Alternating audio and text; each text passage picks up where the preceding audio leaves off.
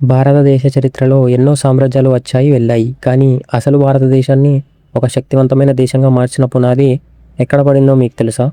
క్రీస్తు పూర్వం 6వ శతాబ్దంలో భారతదేశం 16 మహాజనపదాలుగా విడిపోయి ఉన్నప్పుడు వాటన్నిటినీ కాదని మగధ ఒక సూపర్ పవర్లా ఎదిగింది.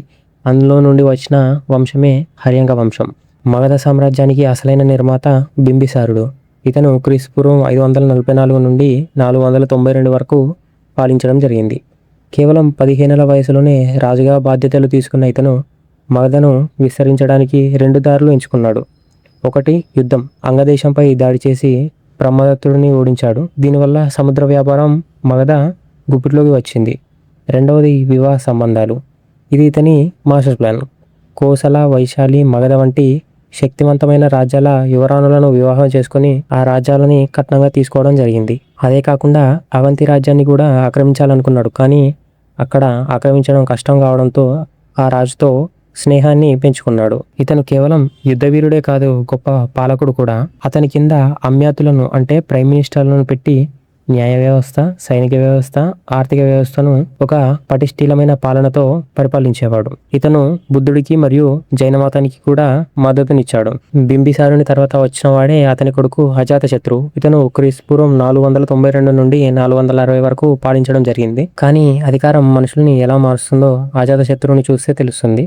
సొంత తండ్రి బింబిసారుని జైల్లో పెట్టి చంపి సింహాసనాన్ని దక్కించుకున్నాడు. అందుకే ఇతన్ని చిత్రహంతకుడు అని పిలుస్తారు. ఎప్పుడైతే అజాతశత్రువు వాళ్ళ తల్లి తన సొంత కొడుకైన అజాతశత్రువు సొంత తండ్రిని చంపాడన్న విషయం తెలుసుకుంటుందో ఆ బాధ తట్టుకోలేక తను కూడా చనిపోతుంది. ఈ విషయం తెలుసుకున్న అజాతశత్రువు వాళ్ళ మామ అంటే వాళ్ళ అమ్మ వాళ్ళ అన్న అజాతశత్రువు పైనకి యుద్ధం కోసం వస్తాడు. అతని పేరే ప్రసంజిత్. ఈ యుద్ధం కొంతకాలం గడిచాక చివరికి తన కూతురైన వజైరాని అజాతశత్రువుకిచ్చి పెళ్లి చేయడం జరుగుతుంది. ఎప్పుడైతే అజాతశత్రువు వాళ్ళ మామ ప్రసంజిత్ చనిపోతాడో అప్పుడే అజాతశత్రువు వజ్జి, కోసలను కూడా ఆక్రమించడం జరుగుతుంది. ఇక యుద్ధ తంత్రాల విషయానికి వస్తే ఇతను వజ్జి మరియు కోసల రాజ్యాలపై విజయం సాధించడానికి 2 రకాల ఆయుధాలను వాడాడు. ఒకటి మహాశీల కంటక, రెండోది రథముసలి. వీటిని మనం తెలుగు ఫిలిం అయిన బాహుబలిలో చూసుకోవచ్చు.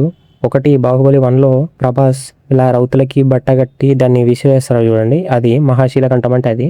తర్వాత రథముసలి అంటే దగ్గుబాటి రానా ఇలా ఒక రథం పైన కూర్చొని తిరుగుతాడు చూడండి, అది. సో రాజమౌళి వీటిని సొంతంగా ఏం డిజైన్ చేయలేదు, ఇవి పూర్వకాలంలోనే అజాతశత్రు వాడిన మిషన్స్ ఇవన్నీ. ఇక మత ప్రాముఖ్యత విషయానికి వస్తే ఇతను రాజగృహంలో మొదటి బౌద్ధ సంగీతాన్ని నిర్వహించి చరిత్రలో నిలిచిపోయాడు. ఇక వంశపతనం విషయానికి వస్తే హర్యంక వంశాన్ని చరిత్రకారులు పితృహంతకుల వంశం అని అంటారు. ఎందుకంటే బింబిసారుణ్ణి అజాతశత్రువు చంపేస్తే అజాతశత్రువుని అతని కొడుకే ఉదయం చంపాడు. ఇలా అధికారం కోసం తండ్రులను చంపడం ఒక ఆచారంగా మారింది. ప్రజలు ఈ హింసను చూసి పిసికిపోయారు. చివరి రాజైన నాగదాసుడిని ప్రజలే గద్దగించి అతని మంత్రి అయిన శిశునాగుడిని రాజుగా ఎన్నుకున్నారు. దీనితో హర్యంక వంశం అంతమైంది, శిశునాగ వంశం మొదలైంది.